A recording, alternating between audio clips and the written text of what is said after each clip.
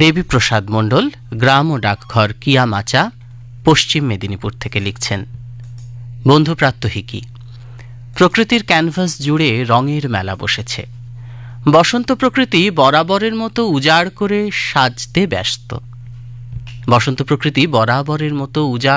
সাজতে ব্যস্ত।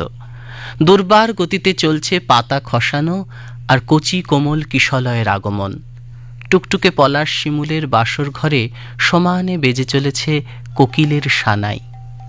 ক্ষীণ স্রোতা নদীবক্ষে থেমে যাওয়া নৌকার পাটাতন জুড়ে অস্তরাগের সূর্যের আলপনা দেখতে দেখতে মনে পড়ে গেল জেগে থাকা রঙের মন কেমনের ফাগুন কথা।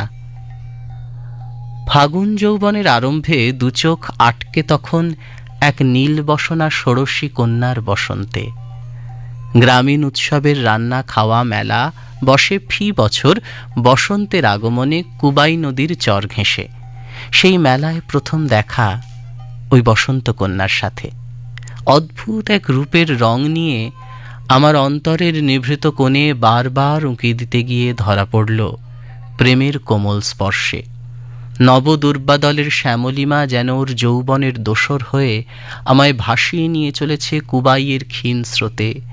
পাগল হৃদয় ওই পথে কতদিন আর হেঁটেছিল, কিন্তু সেই পথের ধারে ঘেঁটু ফুলের ঘুঙুরের শব্দ আর নীল বসনের রং সেই যে জায়গা পেয়েছে বসন্তের প্রথম চৌকাঠে, তা অনন্ত বিরহের পথে আজও ভাসমান। নিভৃত অবকাশে চোখ বন্ধ করলেই ভেসে ওঠে সেই চেনা অবয়ব। মেঘের আড়ালে লুকিয়ে থাকা সূর্যের ম্রিয়মান আলোর মতো জেগে আছে ভালোবাসার রং মেখে। ওই বসন্তে লাগা রং মুঠো মুঠো আবিরেও ঢাকতে ব্যর্থ। আজও ওই বসন্ত কন্যার জন্য গাইতে পারি।